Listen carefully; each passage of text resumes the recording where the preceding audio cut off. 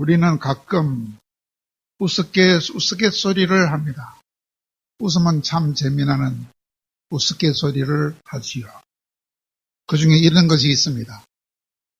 기는 놈 위에 걷는 놈이 있고, 걷는 놈 위에 뛰는 놈이 있고, 뛰는 놈 위에도 또 나는 놈이 있는데, 그 나는 놈 위에 또 있는 놈이 있어요. 그 놈은 붙어 있는 놈이라고 해요. 그러므로 붙어 있는 놈이 제일 높은 놈이다.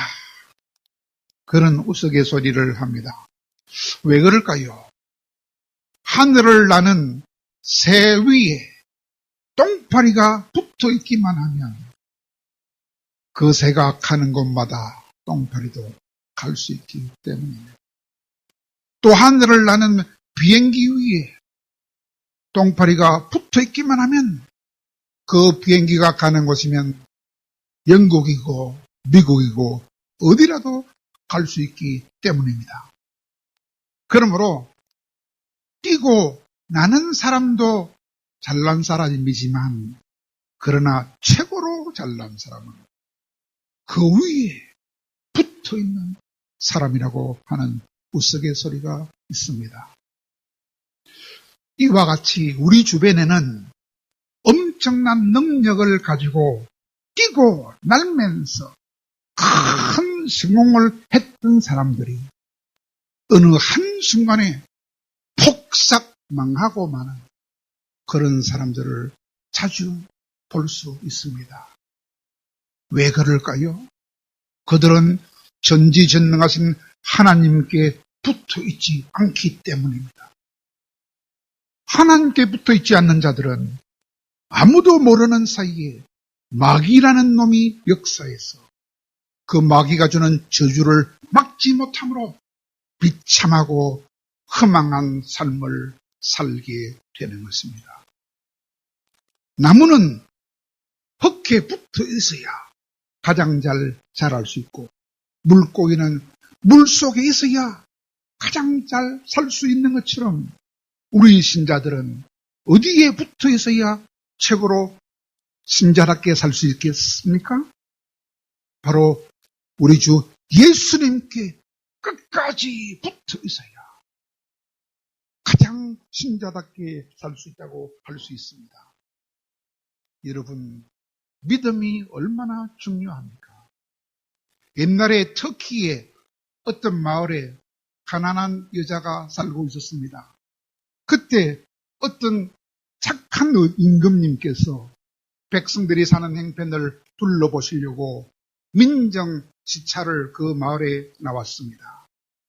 그때 어떤 가난한 여인이 임금님 앞으로 달려가서 무릎을 꿇고 이렇게 호소를 했다고 합니다. 폐하, 폐하, 제가 잠이 든 사이에 도둑놈이 들어와가지고 제 물건을 훔쳐서 달아났습니다. 잡아주시옵소서. 그러자 임금님이 오히려 그 여자를 책망했다고 합니다. 물건을 생각했다면 잠들지 말아야지 어찌 그대가 잠이 들었는가. 그렇게 책망하니까 그 여인은 이렇게 말했답니다. 폐하, 저는 폐하만 믿고 편안히 잠이 들었습니다. 폐하는 항상 깨어 있어서 백성들을 살펴주시리라고 생각했기 때문입니다. 라고 말을 하자 그 말을 들은 임금은 감격해가지고, 이야, 이런 믿음을 가진 여인도 있구나. 나를 이렇게도 믿어주인 여자가 있구나 하면서 큰 상을 내려주었다고 했습니다. 여러분, 믿음이란 무엇입니까? 신뢰하는 분에게 모든 것을 맡기는 것이 믿음입니다. 신뢰하는 대상이 능력이 있으면 모든 것을 그분에게 맡기고 잠들 수 있는 것이 믿음입니다. 그런 믿음을 가진 사람은 참으로 평안하고 행복한 삶을 살 수 있는 것입니다.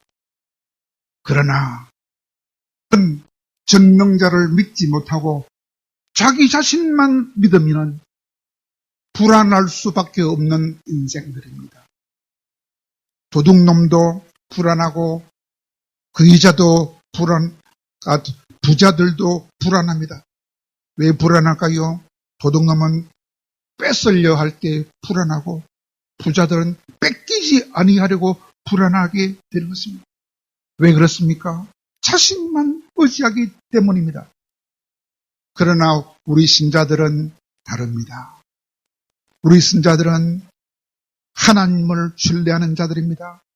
하나님을 신뢰하면 신자들은 평안할 수 있습니다. 평안할 수 있어야 신자입니다. 그러므로 하나님은 하나님을 사랑하는 자들에게 잠을 주신다.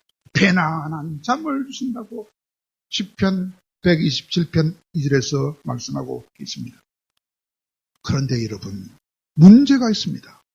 무슨 문제입니까? 그런 하나님을 100% 신뢰하고 푹 잠을 잘 수 있는 그런 참 믿음이 나에게도 있는가? 나에게도 그런 믿음이 있는가? 그것이 문제입니다. 그러므로 성경은 말합니다. 너희가 믿음이 있는지 스스로 시험하고 스스로 확증하라. 왜냐하면 너희 안에 예수님이 계신 줄을 너희가 모르면은 너희들은 버림을 당한 자니라. 하고 고린도후서 13장 5절에서 말씀하고 있습니다. 그러므로 오늘 본문에서 우리 예수님이 우리에게 들려주고 싶은 말씀이 있습니다. 그것이 무엇입니까? 신앙의 열매를 맺을 수 있는 비결을 오늘 본문을 통하여 우리 예수님이 들려주시기를 원하십니다. 오늘 본문은 언제 일어난 본문일까요? 예수님이 다락방에서 제자들을 모아놓고 마지막 성찬을 한 다음에 중요한 말씀을 들려주셨습니다. 그 말씀을 다 마친 다음에 드디어 십자가 죽음을 향하여 나아가기 위하여 먼저 겟세마네 동산에서 기도하기를 원하셨습니다. 그리고 겟세마네 동산으로 향하여 가시면서 그 주변에 널려있던 포도원을 바라보시면서 들려주셨던 귀한 말씀입니다. 오늘 이 말씀의 핵심은 본문 7절과 8절에 있다고 할 수 있습니다. 그것이 무엇입니까? 우리가 항상 예수님 안에 거하고 예수님의 말씀이 항상 우리 안에 거하면 무엇이든지 구하는 대로 다 구하라. 그리하면 얻을 것이요 그런 자는 풍성한 신앙의 열매를 맺을 수 있다고 하는 것이 오늘 본문 말씀입니다. 오늘 본문 말씀에서 말씀하는 포도나무는 무엇입니까? 포도나무는 예수님을 상징합니다. 포도나무 가지는 무엇을 말합니까? 하나님을 믿는 백성들을 포도나무 가지라고 말씀하고 있습니다. 농부는 무엇을 상징합니까? 농부는 포도나무의 주인이 되시며 많은 열매 맺기를 바라시는 하나님을 농부에 비유하고 계십니다. 그런데 문제가 있습니다. 무슨 문제입니까? 열매를 맺는 나무 가지도 있고 열매를 맺지 못하는 가지도 있다는 것이 문제입니다. 여러분, 열매를 맺지 못하는 가지란 무엇을 말을 할까요? 입으로는 하나님을 가까이 하며 입술로는 하나님을 존경한다고 말하지만 그러나 그 마음은 하나님을 멀리 떠나 있는 자들을 말합니다. 그런 자들을 열매 맺지 못하는 가지라고 하는 것입니다. 그런 사람들은 하나님이 아니라 사람을 의지하며 하나님이 아니라 우상을 의지하며 하나님이 아니라 강대국을 의지하다가 잘린 나무 가지처럼 저주를 받아서 멀리 바벨론으로 70년 포로로 끌려갔던 자들을 말하는 것입니다. 그러나 열매 맺는 가지는 무엇을 말합니까? 열매 맺는 가지는 종의 눈이 주인의 눈을 바라보듯이 여종의 눈이 항상 여주인의 눈을 바라보는 것처럼 항상 하나님의 자비를 갈구하는 신자들을 상징하는 것입니다. 항상 주님의 사랑을 갈구하며 마음을 다하여 힘을 다하여 뜻을 다하여 생명을 다하여 하나님을 사랑하는 자를 상징하는 것이 바로 열매를 맺는 가지라고 하는 것입니다. 이렇게 하나님을 사랑하면 하나님이 놀라운 열매를 맺게 해 주신다는 것입니다. 그러므로 신앙의 열매를 맺게 해주는 비결을 오늘 본문은 단 한마디로 말씀하고 있습니다. 똑같은 말씀을 4번이나 똑같이 반복해서 한 가지 비결을 말씀합니다. 그것이 무엇입니까? 예수 안에 거하면 된다는 것입니다. 예수님 안에 거하면 된다.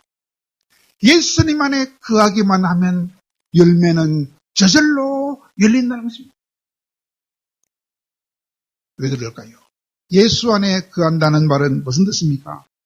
하나님을 뜨겁게 사랑한다는 것이며 하나님의 계명을 지킨다는 것입니다. 예수 안에 거한다는 것이 무슨 뜻이라고요?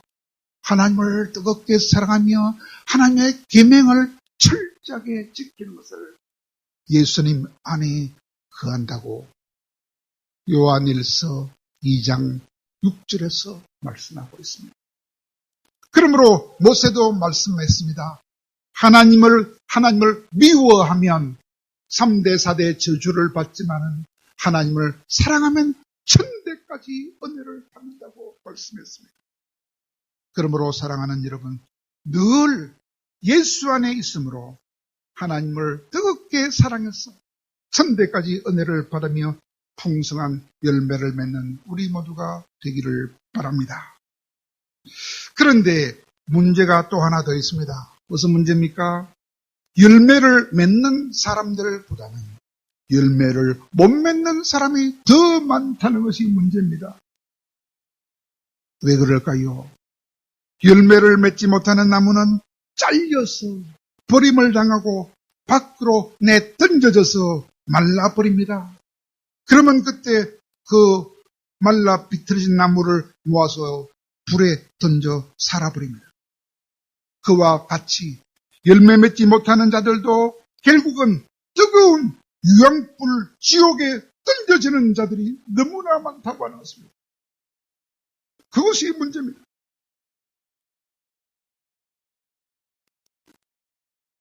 예수를 믿어도 껍데기로 믿으면 그렇게 되는 자들이 더 많다는 것입니다. 그것이 큰 문제입니다. 하나님의 최고의 사랑을 받았던 이스라엘 백성들도 하나님의 사랑을 외면해서 저주를 받았던 자들이 훨씬 더 많았기 때문입니다. 광야 40년 동안에도 대부분이 다 죽었습니다. 가나안 땅에 들어가서도 대부분이 그렇게 비참한 일을 당했습니다. 심지어는 하나님이 사람의 몸을 입고 이 땅에 오셨을 때에도 그들은 예수님을 십자가에 못 박아 죽였으므로 그들은 2000년 동안 저주를 받아서 세계를 방랑했습니다. 예수님이 마지막 한 주를 보내시고 돌아가시기 위하여 예루살렘 성으로 들어가셨을 때 다시 나오셔가지고 그 다음날 다시 베다니에서 성으로 들어가기 직전에 멀리 있는 무화과 나무를 하나 발견했습니다. 그때 예수님도 배가 고팠습니다. 혹시나 열매가 있을까 싶어서 가까이 가서 보니까 무화과 나무에 열매가 없었어요. 무화과 나무는 봄에 열매가 열립니까? 여름에 열립니까? 무화과 나무는 둘 다 열려요. 봄에도 조금 열리고 여름에 훨씬 더 많이 열려요. 그 무화과는 여름이 제철입니다. 근데 그때는 봄이었어요. 봄이었으니까 열매가 적게 열리는 때입니다. 그런데 자세하게 보니까 이파리만 무성합니다. 여러분, 무화과는 이파리가 먼저 나옵니까? 열매가 먼저 나옵니까? 열매가 먼저 매달립니다. 열매가 자란 다음에 잎이 그 다음에 나옵니다. 그런데 보니까 봄이지만 열매가 먼저 나와야 되는데 열매는 전혀 없어요. 이파리만 무성한기라. 그래서 예수님이 그를 저주했습니다. 못된 무화과야. 그는 실제로는 무화과 나무를 저주한 것이 아니고 이스라엘 백성들을 저주했던 것입니다. 왜? 예수님이 오셨을 때 그때 이스라엘 백성들은 마치 이파리만 무성한 무화과처럼 열매가 전혀 없고 이파리만 무성한 무화과처럼 외식과 형석에 젖어있는 바리새인들이 수두룩했습니다. 그래서 바리새인들의 외식을 책망하셨던 것입니다.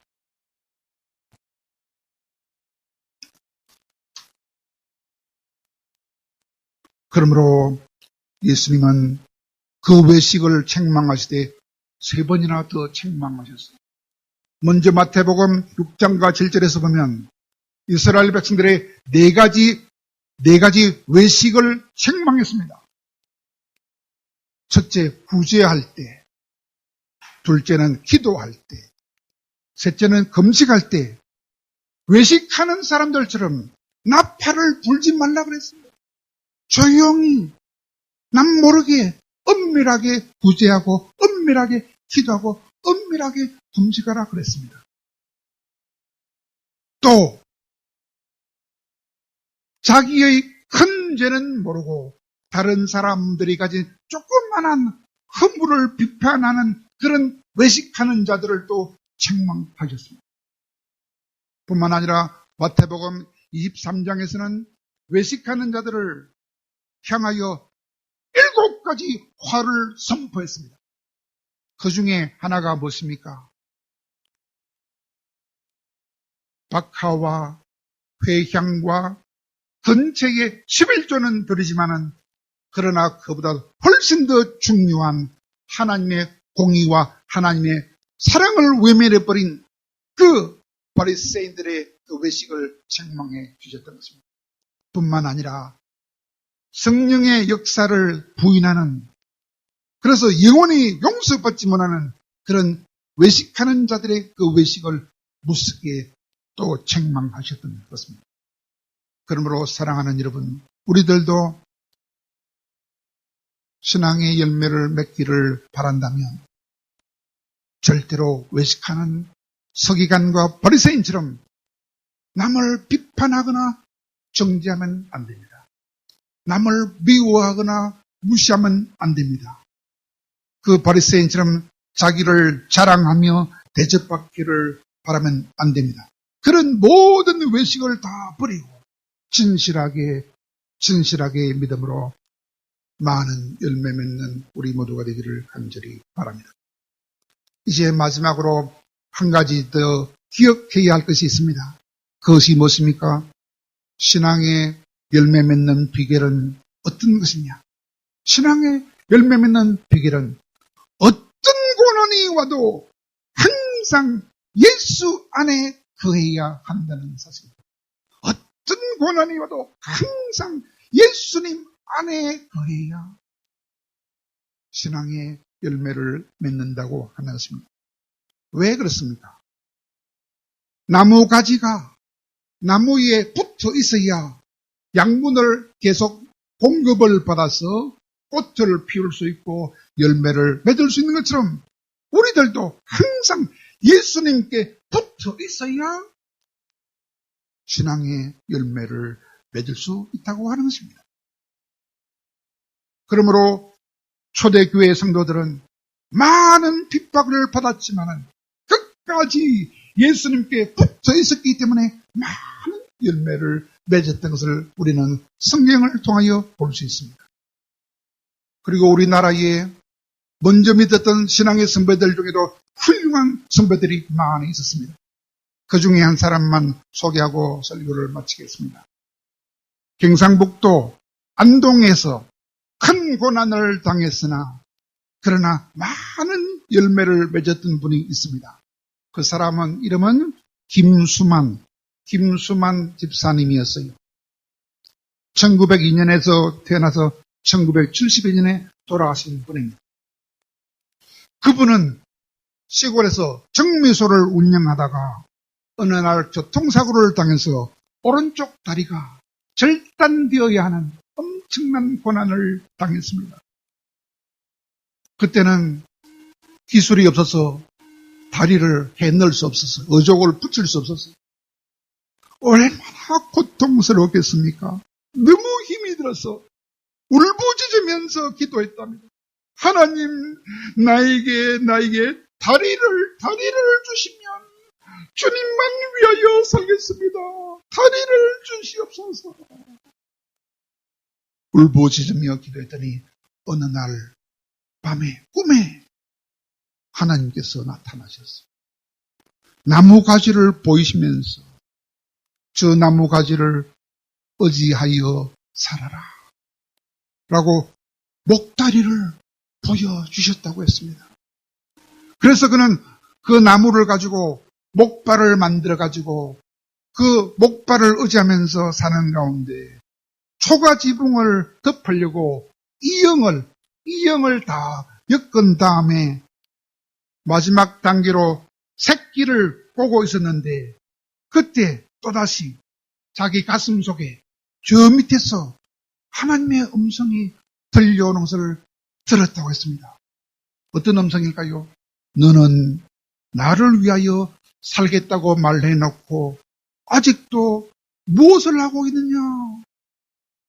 그런 음성을 들었다 했습니다. 그때 그는 깜짝 놀라서 꼬고 있던 새끼를 이형과 함께 던져버리고 즉시 이웃 마을로 갔다 했습니다.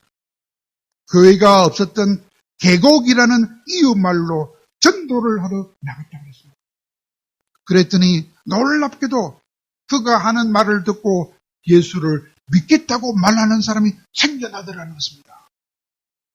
그 전까지는 전도는 목사님이나 장로님들만 하는 일인 줄 알았는데 자기처럼 지식이 적은 사람들은 안 될 거라고 생각했는데 전도가 되니까 너무 기뻐서 날마다 전도하려고 나갔다는 것입니다. 그 계곡 마을뿐만 아니라 고곡이라는 마을에도 전도를 나갔다고 했습니다. 뿐만 아니라 안동에서 60리 밖에 있는 이파라는 마을까지 목발을 짚고 60리 바깥까지 전도를 나가서 그 마을에다가 교회를 세웠다고 합니다. 여러분 60리 길 그냥 걸어도 다리가 아픈데 한쪽 다리 목발 짚고 끝까지 가서 전도해가지고 거기서 교회를 세웠다고 합니다. 성령이 역사하니까 완고한 안동마을 양반들도 그만 가면 다 주님께 돌아오는 엄청난 역사가 나타나더라는 것입니다. 한 번은 헨나라는 마을에 좀 잘 사는 집에 아들내미가 중한 병이 걸려서 오랫동안 여러 병원과 의원을 다니면서 치료를 받고 약을 써봤으나 병은 전혀 낫지를 않고 더 심해지자 마침내 그 김수만 집사님에 관한 소문을 듣고 그 집 주인이 그를 초청해서 아들을 위하여 살려달라고 기도를 좀 해달라고 부탁을 했다 했습니다. 그래서 집에 갔더니 집안 행편을 살펴보니까 눈에 안 드는 게 많아. 그래서 기도를 해주지 않았다 합니다. 그랬더니 그 주인이 아주 다급하게 제발 우리 아들 위해서 좀 기도 좀 해달라 그러니까 그가 뭐라고 했느냐. 이 집에 보니까 미신을 섬기는 물건이 많으니 그것이 있으면 우리 하나님이 기도해도 기도를 들어주지 않습니다. 라고 말했더니 그들이 그들 손으로 써 붙였던 종이 조각들 뿐만 아니라 조리에 담아 놓았던 것들 뿐만 아니라 단지에 담아 놓았던 것들, 이런 것을 다 가져와 가지고 깰 수 있는 것은 다 깨내버리고 불에 태울 수 있는 것은 불에 다 태운 다음에 이제 다 없앴으니 기도 좀 해달라고 애글 하더랍니다. 그때 그 김수만 집사는 또 안 됩니다 라고 구절했다. 왜 안 되느냐 하니까 아직도 부모들이 교회에 안 나오는데 이렇게 부모들이 교만할 때는 하나님은 들어주지 않습니다 라고 딱 야무치게 말해줬어요. 그러니까 애가 타고 간이 타던 그 부모들이 말하기를 다음 주부터 꼭 교회 나갈 테니까 우리 아들 살려달라고 간절히 매달리더라 하는. 그래서 정말 하겠느냐 하니까 꼭 하겠다고, 무슨 일이 있어도 하겠다고, 집안 사람들이 반대해도 하겠다고, 이렇게 다짐을 받고야 비로소 그 김수만 집사님은 이렇게 기도를 해줬다. 하나님, 이 집에 미신 섬기는 것이 많아서 기도해 줄 수 없다고 했더니 이제 다 치웠습니다. 이 집 부모들이 교회 안 나와서 교만해서 기도해 줄 수 없다 했더니 꼭 나온다고 재다짐 또 다짐했습니다. 그러니 하나님 이제는 기도를 들어주셔야겠습니다. 만약에 하나님이 내 기도 안 들어주면 나는 미친놈이 됩니다. 만약에 하나님이 기도 안 들어주면 하나님도 이상한 하나님이 될 수 있습니다. 그렇게 기도했다고 했습니다. 그 결과 하나님께서 의사도 약사들도 못 고쳐주었던 그 중병을 바로 그 자리에서 즉시로 낫게 해주는 기적을 베풀어 주셨다는 것입니다. 그 결과 그 집사님은 그 계곡 교회의 장로님이 되었고, 두 아들도 그 교회의 장로가 되었고, 두 딸도 그 교회 권사가 되고, 한 딸은 목사님의 사모가 되었다고 했습니다. 그리고 그 김수만 장로님은 다리를 절면서도 세상을 떠날 그날까지 계속 전도를 계속해가지고 무려 10개의 교회를 세웠다고 했습니다. 이렇게 비록 고난 가운데 살았지만은 늘 예수님 안에서 살았기 때문에 놀라운 열매를 맺게 되었다는 것입니다. 사랑하는 여러분, 예수님은 포도나무요, 우리는 그 가지라고 했습니다. 우리는 능력이 없습니다. 그러나 예수님은 무한한 능력이 있습니다. 우리가 늘 예수님 안에 있기만 하면, 우리가 늘 예수님 안에 있기만 하면 전능하신 예수님은 모든 능력을 우리에게 베풀어 주셔서 풍성한 열매를 맺게 해 주시는 것입니다. 그러므로 우리를 너무나 사랑해서 자신의 목숨까지도 위하여 주신 그 예수님을 항상 우리 안에 모시고 날마다 뜨겁게 사랑하고 그 말씀에 순종해서 그 예수님의 능력으로 신앙의 꽃도 피우고 신앙의 열매도 많이 맺을 수 있는 진실한 신자들이, 복된 신자들이 다 될 수 있기를 간절히 예수님 이름으로 축원합니다.